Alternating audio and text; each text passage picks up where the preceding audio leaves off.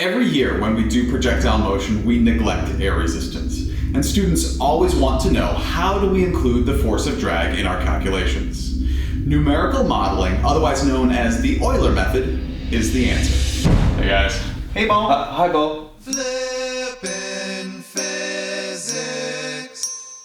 In a previous lesson, we determined that we would need to drop a ball 1.6883 meters in front of a bucket if we are moving at a horizontal 10.0 miles per hour and holding the ball 0.70 meters above the bucket. I stated that air resistance decreases the displacement in the x direction of the ball by less than 1 centimeter. Today we are going to prove that statement by introducing numerical modeling, or the Euler Method. Now, Leonhard Euler was a mathematician who was around during the 18th century, and he devised a numerical method for solving ordinary differential equations, which is what we're going to do today. But before we can really even talk about that, we need to first discuss the concept of air resistance. Bo, remind me, what are the conditions necessary for an object to be in projectile motion? It has to be flying through the air in 2 dimensions. Not the air, the vacuum that you can breathe. Which gets me to the second condition. We have to ignore air resistance. Then Bobby, if we include air resistance, is the object in projectile motion? Well, no. If there's air resistance, then it's not projectile motion. Correct. When we include air resistance, that means that the object is no longer in projectile motion, which means the acceleration in the y direction is no longer negative 9.81 meters per second squared, and the velocity in the x direction is no longer constant. All right, now let's draw a free body diagram of the forces acting on the ball. The force of gravity acts straight down on the object at its center of mass, and the force of drag actually acts opposite the direction of the velocity of the object. However, I broke the force of drag into its components, the force of drag in the x direction and the force of drag in the y direction, just to make it easier to work with. Now, a typical equation for the force of drag is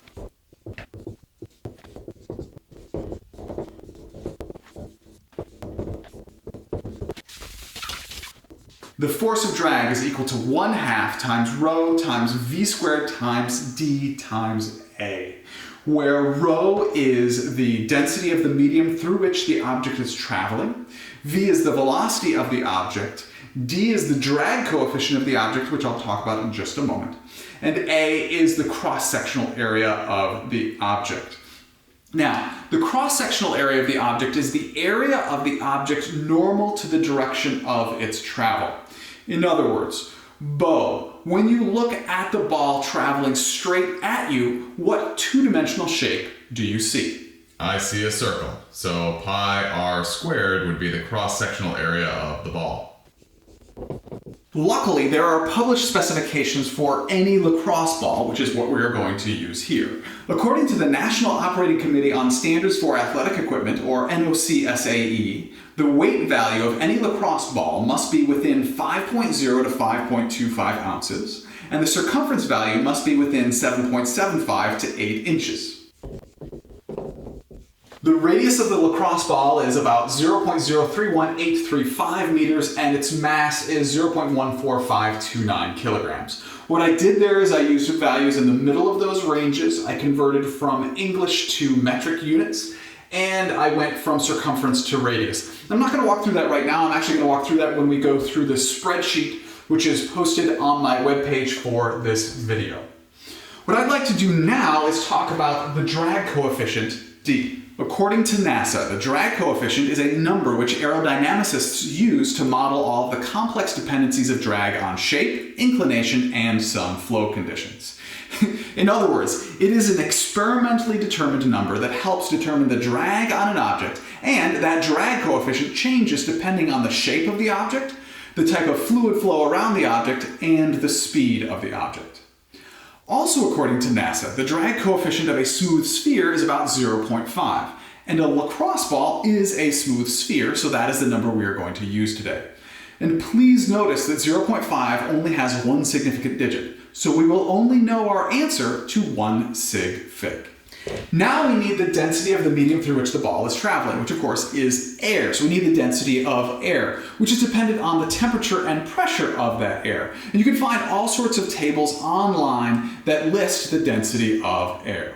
We are going to use About.com's published number of 1.275 kilograms per meter cubed for the density of air at sea level at 15 degrees Celsius, which is pretty close to the conditions under which this experiment was performed. Now, let's talk about the velocity of the object.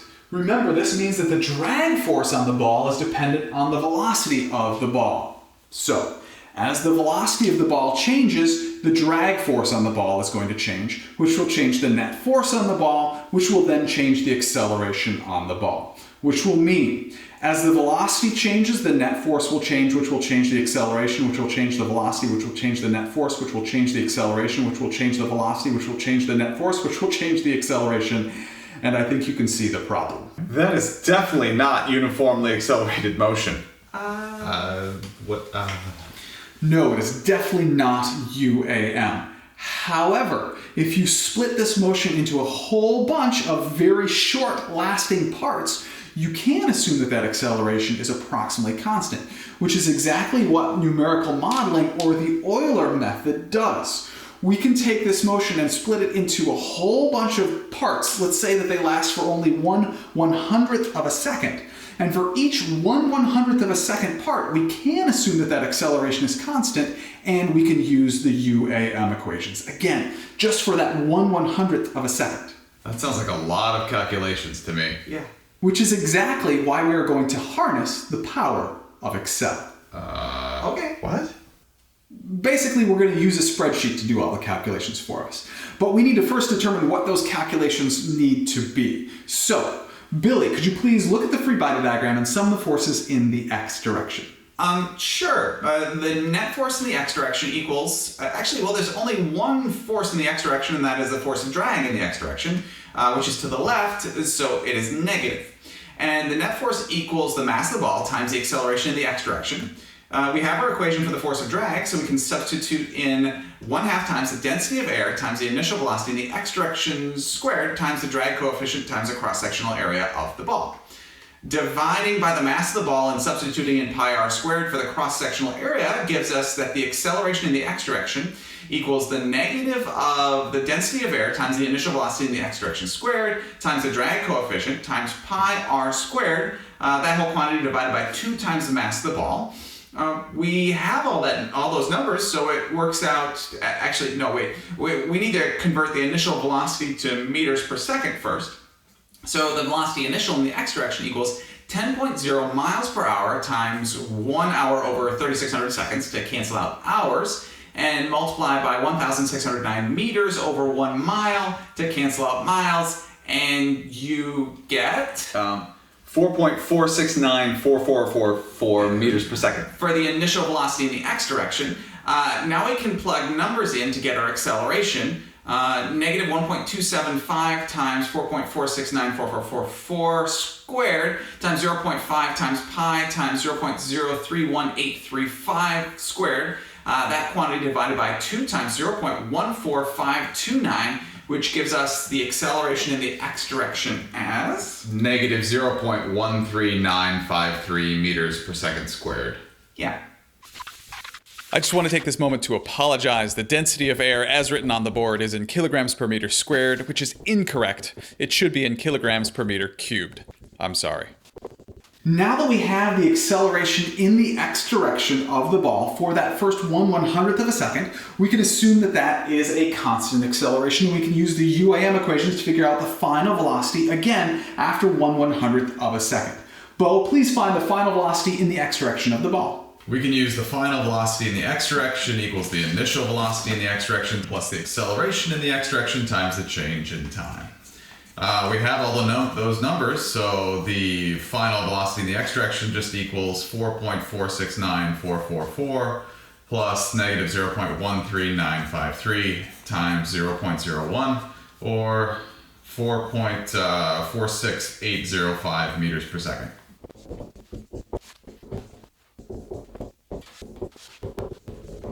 So notice that after 1/100th of a second, the velocity of the ball in the x direction has decreased by approximately 1.4 thousandths of a meter per second. Now, Bobby, could you please go through and figure out the final position of the ball in the x direction after 1/100th of a second? We can use the UAM equation displacement equals, hold up, we're trying to find the final position. So let's make delta x equal to the final position minus the initial position, which equals the velocity initial in the x direction times the change in time, plus 1/2 times the acceleration in the x direction times the change in time squared. Add position initial to both sides to get the final position equals the initial position plus the initial velocity in the x direction times the change in time, plus 1/2 times the acceleration in the x direction times the change in time squared. Let's let the initial position be 0. Plug in 4.469444 times 0.01 plus 1/2 times negative 0.13953 times 0.01 squared. And we get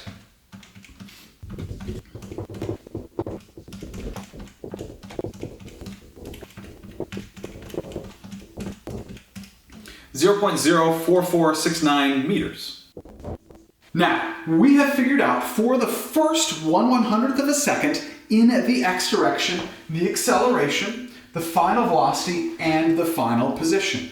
Now, for the next 1/100th of a second, we need to again go through and figure out the acceleration, the final velocity, and the final position. The final velocity becomes the initial velocity for the second part, and the final position becomes the initial position, again, for that second 1/100th of a second. Let us now see how that works by harnessing the power of Excel.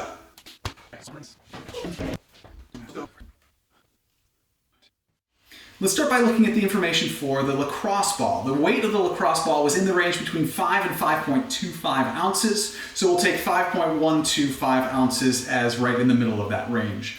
And the mass. Now, to convert from ounces to kilograms, we need to remember that on planet Earth, there are 35.27396 ounces in 1 kilogram.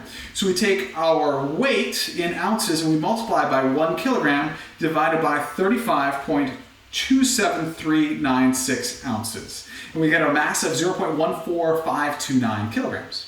Why did he say on planet Earth? Well, remember, weight changes depending on location, depending on the acceleration due to gravity. Oh yeah, that's right.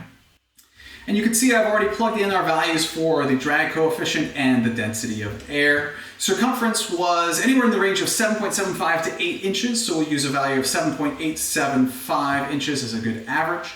In order to convert from inches to meters, we multiply our inches by 1 meter divided by 39.37 inches. That gives us our circumference in meters.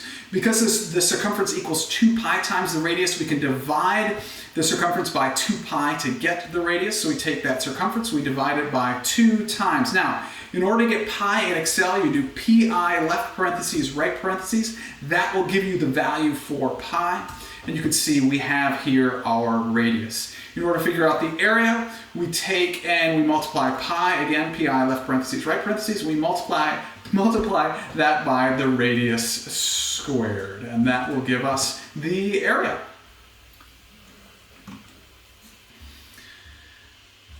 So let's take a look at the x direction. You can see our initial time is 0, our initial position is 0, our initial velocity was equal to 4.469 with a repeating 4.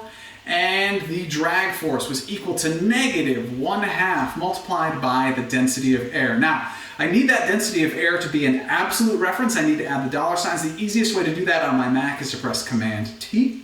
And then I multiply by the velocity, which is a relative reference, and that is squared, multiplied by the drag coefficient, absolute reference, and then multiplied by the cross-sectional area, again, an absolute reference. The easiest way to get an absolute reference on a Windows machine is to press F4, just so you know, and we end up with our drag force. What's an absolute reference? When you copy and paste from one cell to another, the cell referred to from the original cell stays the same in an absolute reference. Okay. So that drag force is the only force acting in the x direction, and therefore it is also the net force in the x direction, which is equal to mass times the acceleration in the x direction.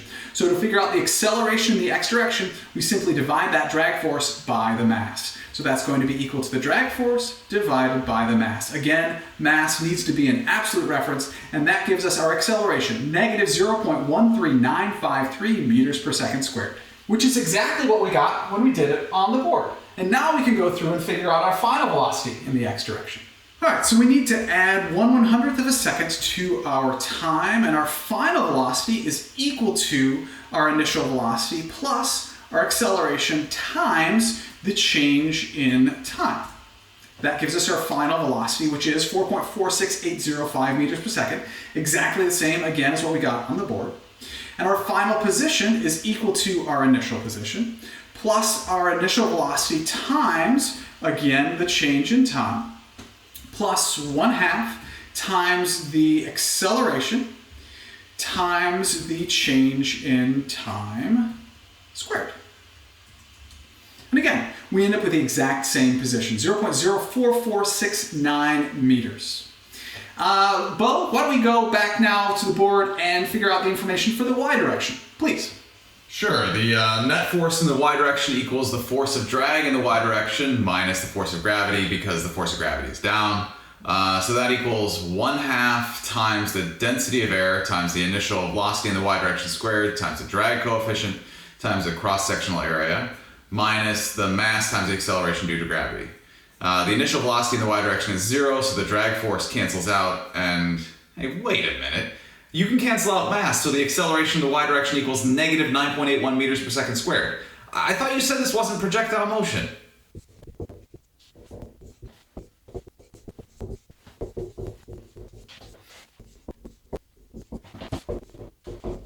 Okay, Bo, let's take a look at what happens here. The initial velocity in the y direction is equal to 0, therefore that initial drag force in the y direction is equal to 0, which means that yes, initially the acceleration in the y direction equals negative 9.81 meters per second squared, but it is not constant, it doesn't stay there. That velocity in the y direction is going to increase in magnitude, which means that the force of drag is going to increase, which means that that net force in the y direction is going to change, and the acceleration in the y direction is actually going to decrease in magnitude and get closer and closer to 0. So while the acceleration in the y direction starts out at negative 9.81 meters per second squared, it doesn't stay there, it is not a constant acceleration. Okay, let's harness the power of Excel some more. All right, looking at the y direction, the first thing we need to do is unhide all the y direction information, those cells, and then zoom out so that we can see all of the information. Now, the initial position is equal to 0, the initial velocity is equal to 0 in the y direction. The drag force actually uses the same equation with one exception. The drag force in the y direction is up and is therefore going to be positive. So we can copy and paste the equation, and we just need to remove the negative. And of course we have a drag force initially equal to 0. The force of gravity is down, so it is negative, and it's going to be negative times the mass, which is an absolute reference, times the acceleration due to gravity here on planet Earth, 9.81 meters per second squared. The net force is just the summation of the drag force and the force of gravity. And the acceleration we can again copy and paste because it's equal to the net force divided by the mass. And we do end up with negative 9.81 meters per second squared. Now, speaking of copy and paste, we can actually copy and paste both the position and velocity equations because they are exactly the same equations. We do need to change some of the relative references though, because we need the times. We switch all of these A's to F's. We need the time to reference the correct column, and we also need the acceleration to reference the correct column as well, and that's going to be the L column. So we need to do the same thing with the velocity. So we need the acceleration to reference the L column and the time to reference the A column. So there we have all of our equations for position and velocity. We figured out the final velocity and final position after 1/100th of a second. Now, who wants to really harness the power of Excel? Me. Yeah, I'm ready. Okay, so what we do is we click and drag copy all of our force and acceleration equations. And once we have done that, we can actually click and drag copy all of our formulas. And we have now done all of those calculations. Just imagine trying to do all of that without a spreadsheet. Very nice, Mr. P. Poor Leonhard Euler. Yeah, and he didn't have a calculator.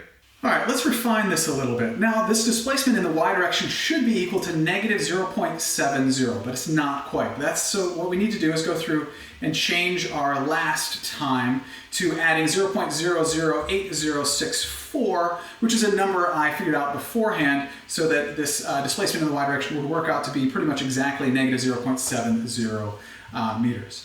Now let's take a look at what's going on in this motion. You can see that the velocity in the x direction is decreasing as a function of time because of the drag force in the x direction. The velocity in the y direction is increasing in magnitude as a function of time, which is causing the drag force in the y direction to increase in magnitude, which is then causing the acceleration in the y direction to decrease in magnitude as a function of time as that ball falls.